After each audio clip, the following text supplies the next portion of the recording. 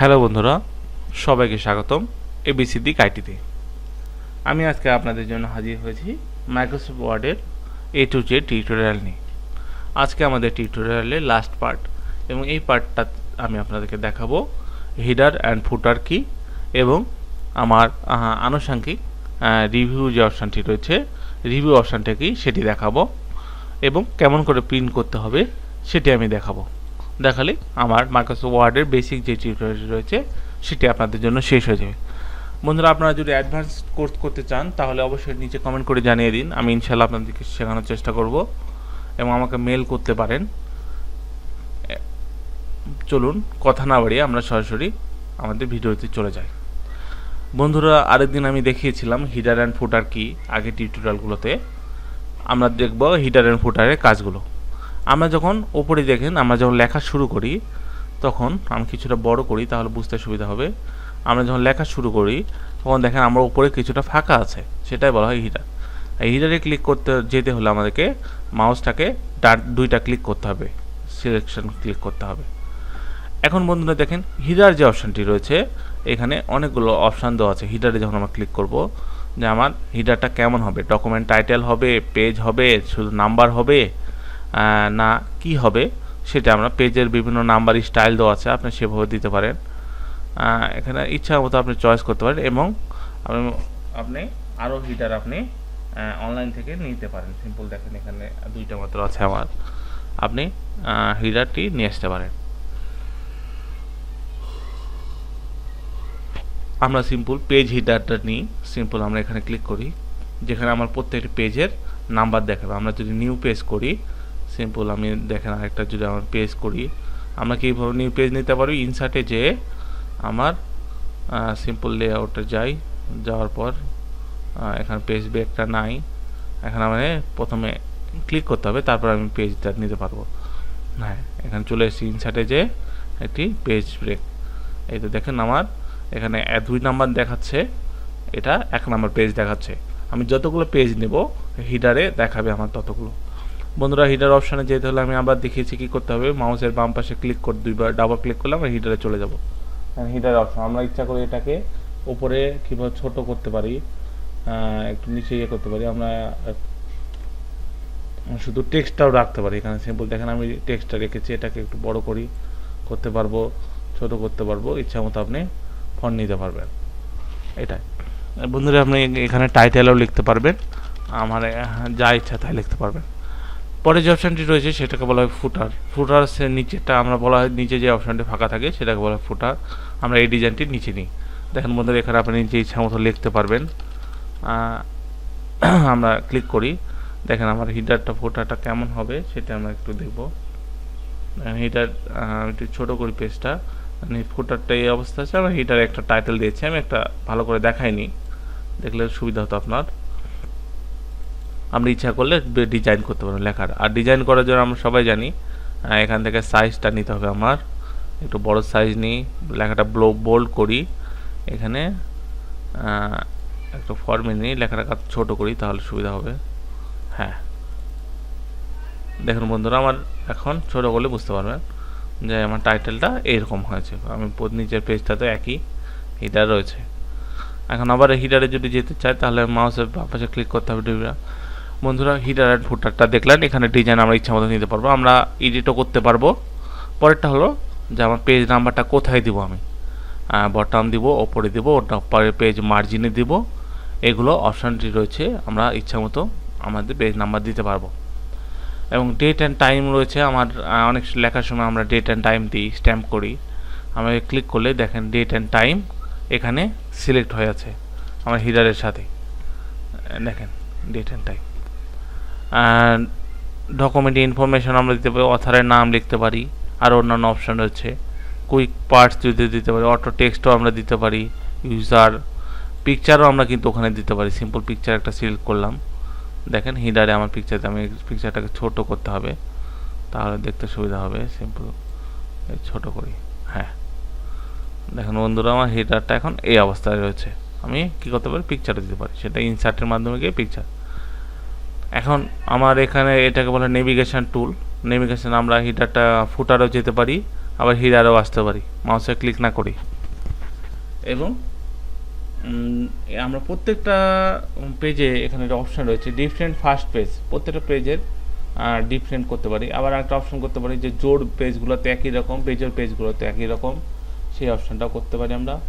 আরেকটা বন্ধুরা দেখেন যে এখানে যে অপশান রয়েছে পজিশন, আমার হিডার ফ্রম টপ, আমার হিডারটা টপ থেকে কতটুকু থাকবে সেটা অপশান। এটা যদি বাড়াই নিচে আসবে, এই যদি করি তাহলে আমার জিনিসটা কমে একবারে মার্জিন পেজের টপে চলে যাবে। দেখুন আমার সেম ফুটারটাও একই রকমভাবে আমি যদি কমাই তাহলে কমে যাবে, এটা একবারে ধারে চলে গেছে। দেখেন এটা ফুটারটা আপনি এর মাধ্যমে বাড়াতে কমাতে পারবেন। আমরা যখন বর্ডার দিব তখন বেশিরভাগ আমার জিনিসটাকে এটা কিছুটা নামিয়ে আনতে হয়, তাহলে দেখতে সুবিধা হয়। সিম্পল আমি দেখাই আমরা বর্ডার দিই কেমন করে। ডিজাইনে গিয়ে পেজ বর্ডার যখন দিব, ডিজিটাল বর্ডার, সিম্পল দেখেন। এখন দেখেন এই যে আমার তখন কেমন ছিল একটু বন্ধুরা আমি খেয়াল করেন। সিম্পল ডিজাইনটাতে গিয়ে দেখেন আমার তখন হিডারটা ছিল এইরকমভাবে, বর্ডারের কারণে দেখা যাচ্ছিলো, এই জন্য আমাকে নিচে আনতে হয়।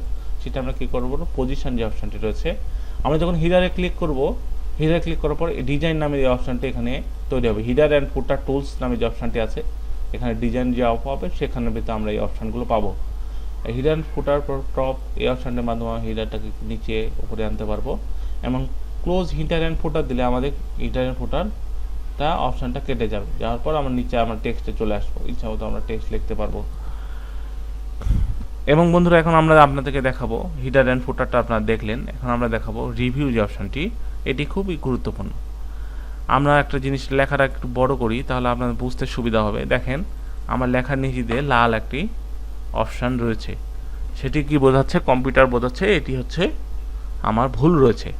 সিম্পল আমরা একটা ওয়ার্ড লিখি ম্যান, দেখেন আমি ম্যানের জায়গাতে এম এ দুইটা এন দিয়ে দিয়েছি, এখানে ভুল আছে এই কারণে লাল দেখাচ্ছে। তখন আমরা কী করবো, স্পেলিং অ্যান্ড গ্রামারে ক্লিক করব। দেখেন স্পেলিং অ্যান্ড গ্রামারে ক্লিক করলে আমার প্রত্যেকটা পুরো প্যারাগ্রাফে আমরা যতগুলো লেখা লিখবো সবগুলোতে কী কী ভুল আছে এগুলো ওরা ঠিক করে দেবে। এখন দেখেন ওরা ম্যানের উপর হাইলাইট করছে, করার পর আমাকে বলছে এটা কী হতে পারে, মান্না হতে পারে, ম্যান হতে পারে, ম্যানই হতে পারে, ম্যান হতে পারে। আমার যেটা কারেক্ট হবে সেটা আমি এতে ক্লিক করে সিম্পল আমার ম্যান রাইট, আমি কিংবা ম্যান এটা কারেক্ট ধরে দিলাম, তারপর চেঞ্জ দেব, দেখেন মেন হয়ে গেল। তারপরে দেখা যাচ্ছে অটোমেটিক আমাকে নিয়ে যাচ্ছে পরের ভুলটাতে, তখন বলতেছে এখানে এইটা ওনারা ধরতে পারতেছে না, এই জন্য কিছু নাই। আমি আবার লিখি BOO, ওকে বুক, দেখেন বুক আছে, এখানে একটু ভুল আছে, অটোমেটিক ঠিক করে দিল। এটা অটোমেটিক দরকার না, অটোমেটিক ঠিক করে দিছে। এখন বন্ধুরা আমরা এই স্পেলিং গ্রামারের মাধ্যমে ইংলিশগুলো ঠিক করতে পারবো যদি আমাদের কোনো ভুল থাকে তাহলে। আর অনেক সময় আমরা যখন বাংলা লিখবো যদি আমাদের নিচে সেম লেখা থেকেই যায়, আমরা এই পাশটাতে লিখি, হ্যাঁ আমার নিচে যে রেডটা দেখতেছেন এটা কিন্তু প্রিন্ট হবে না, যখন প্রিন্ট হবে তখন এই রেডটা থাকবে না।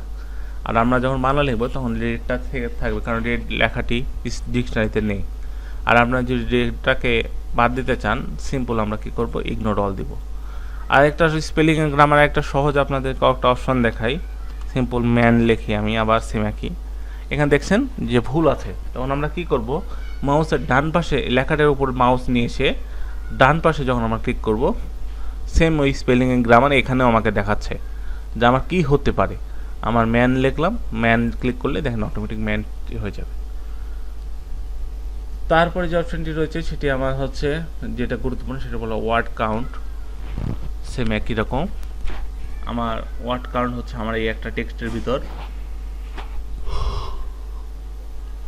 কতগুলো পেজ রয়েছে, কতগুলো ওয়ার্ড রয়েছে সবগুলো আমাকে দেখাচ্ছে। সিম্পল এখানে দেখেন আমার দুইটা পেজ খোলা রয়েছে, এখানে ওয়ার্ড হচ্ছে 6টি, ক্যারেক্টার উইথ নো স্পেস 43টি, ক্যারেক্টার উইথ স্পেস 49টি, লাইন 4টি, প্যারাগ্রাফ 3টি। এগুলো আমাদের অপশান অনেক সময় জানতে হয়, কারণ আমাদেরকে অনেক সময় মানুষ দেওয়া থাকে যে আমার প্যারাগ্রাফ কয়টা হবে, আমার টেক্সট কয়টা হবে, এই জন্য আমার ওয়ার্ড কাউন্টের মাধ্যমে আমরা জানতে পারবো। এখন লাস্ট যে অপশানটি আমরা দেখবো বন্ধুরা, কেমন করে আমরা আমার এই যে টেক্সটটি লিখলাম আমার এই পেজটি কেমন করে প্রিন্ট করব। সিম্পল ফাইন অপশানে গিয়ে প্রিন্ট নামে যে অপশানটি রয়েছে এখানে ক্লিক করলেই দেখুন আমাকে প্রিন্টের যে প্রিন্টেবল অপশানটা দেখাচ্ছে কম্পিউটার, যে আমার প্রিন্ট করলে এইরকমভাবে প্রিন্ট হবে। এটা ফার্স্ট পেজ, এটা সেকেন্ড পেজ। এখন প্রিন্টার যে অপশানটি রয়েছে এখান থেকে আমার প্রিন্টার সিলেক্ট করতে হবে। আমার এখানে কোনো প্রিন্টার নেই, সে কারণে আমার প্রিন্টার অপশান আসছে না। আপনারা চাইলে প্রিন্টার এখানে যখন আমরা কারেন্ট দেওয়া থাকবে এখানে প্রিন্টার নাম আসবার পর আপনি কতগুলো কপি করবেন এখানে কপির নাম্বার দিলেন, সিম্পল আমি 10টা করব, দেওয়ার পর প্রিন্ট দিলেই আমার প্রিন্ট চালু হয়ে যাবে। আরেকটা জিনিস বন্ধুরা সেটি দেখিয়েছিলাম যে আমার আমি কোন পেজে প্রিন্ট করব সেই অপশানটা। A4 পেজে যদি প্রিন্ট করি A4 সিলেক্ট করব, আর যদি আমি লিগ্যাল পেজে সিলেক্ট করি আমার লিগ্যাল পেজটা সিলেক্ট করব। পোর্ট্রেটটা কেমন হবে, ল্যান্ডস্কেপ যদি পোর্ট্রেট রাখতে চান ল্যান্ডস্কেপ দিবেন, ইচ্ছা মতো আপনার এখান থেকে পেজের আমরা কি কি সবসময় কাজ করব, ল্যান্ডস্কেপ, লিগ্যাল এবং মার্জিনটা কত হবে কেমন হবে সেটি আমরা। বন্ধুরা এটি ছিল কেমন করে প্রিন্ট করবো, আমরা জাস্ট প্রিন্ট দিলে এখন আমার এটি পোর্ট্রেটভাবে প্রিন্ট হয়ে যাবে। এই ছিল বন্ধুরা আমার মাইক্রোসফট ওয়ার্ডের A to Z tutorial basic. আশা করি আমার ভিডিওটি ভালো লেগেছে। আপনার যদি মাইক্রোসফট ওয়ার্ডে কোনো প্রবলেম হয় অবশ্যই নিচে কমেন্ট করে জানিয়ে দিন, এবং আমি পরবর্তীতে আপনাদের জন্য মাইক্রোসফট পাওয়ার পয়েন্ট এবং এক্সেলের টিউটোরিয়াল তৈরি করব। অবশ্যই আমার ভিডিওগুলো দেখবেন, আমার চ্যানেলটি সাবস্ক্রাইব করবেন যাতে আপনি কোনো টিউটোরিয়াল মিস না করেন। সবাই ভালো থাকবেন, বাই বাই।